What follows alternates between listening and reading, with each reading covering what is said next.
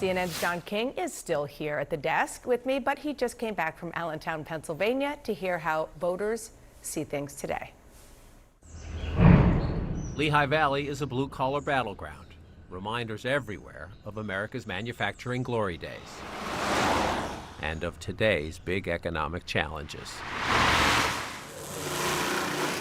ProDart is a small family business. Todd Harder, the boss. His parents among the workers, trying to keep things going. So we're kind of slow right now. The money's tight. People are complaining that the rent's really high in a lot of places.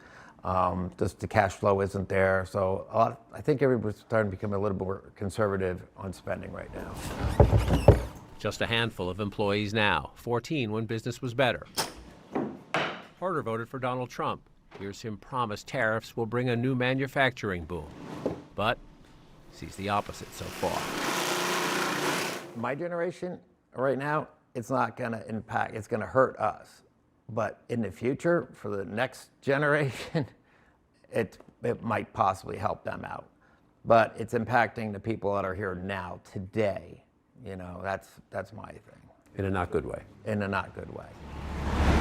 This is Pennsylvania's 7th Congressional District. Allentown, Bethlehem, Easton. More rural as you head north and west. Trump won it narrowly last year, and voters like Harder also helped flip the House seat from blue to red. But Harder isn't sure he will vote for the new Republican congressman again. Not sure he will vote at all. He is 55, but had never voted until this past November. You have men on men kissing and everything else and all transgenders. You didn't have that before, you know. There is a God, I'm Catholic. I was just so disgusted just how everything is in this world. You know, it's just going to crap. You gonna stay? Am I gonna stay in America? You're gonna stay as a voter? If I feel that things are running properly, yes. If I don't see anything changing, then it really doesn't matter what my vote is. I just think that I now have a way of helping. Michelle Rios is on the other side of the mega culture wars. She helps run a DEI program at a local college, helps students with questions ranging from financial aid and tutoring to rumors about immigration crackdowns. Coming from a immigrant household, being a first-gen student, being a woman of color, being Latina, I know that my purpose is to serve, and so it really is a struggle when there are things preventing that. Rios worries about funding cuts for DEI programs and also to nonprofits she works with in the bustling Latino community here, like this food bank. Then it just instills fear, and I think that's essentially what the last few months have done to people. If you had 1 minute with President Trump, what would you say? I don't think I would want a minute.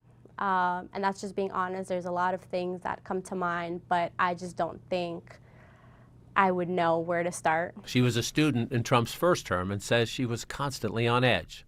She is trying to stay more calm now, trying to better understand the big jump in Trump's Latino support here. It has to do a little bit with like Latino culture. Sometimes we, don't want to see, women in a certain position or talk to someone that can help you understand information, but not leaving it up to social media, because I think that's also what made a big difference.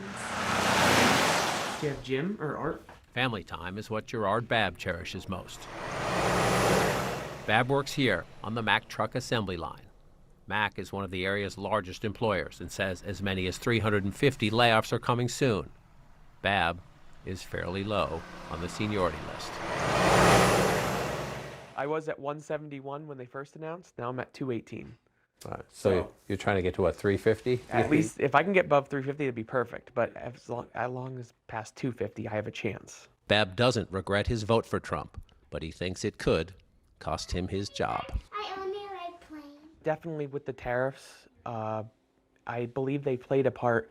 I think that, Donald Trump could have had a little bit more finesse instead of using like a blanket policy over everything. So 4 months in, how would you grade Trump? I'd give Trump right now a B+. I want stuff to happen right now, but I understand that the gears of Washington move very slow. Too soon, he says, to think about the midterms. It's very stressful that I'm gonna be out of work in the near future because I want to provide for my wife and kids. Tired. Much more important worries front and center. Interesting there, Dan, to hear two Trump supporters be skeptical about his promise of a very quick manufacturing boom. So it's worth watching as you head into the midterms. That district has all of the big questions in American politics. Will Trump keep, or can Democrats make progress with those blue-collar workers? The Latino vote there, Trump support went way up. Democrats have a huge problem there. It's a fantastic district. If you just want to sit in one place for the next 2 years and get the economy, get at demographics, it's Pennsylvania 7. Yeah, really interesting people that you talked to. Thanks so much for bringing that to us. Appreciate it.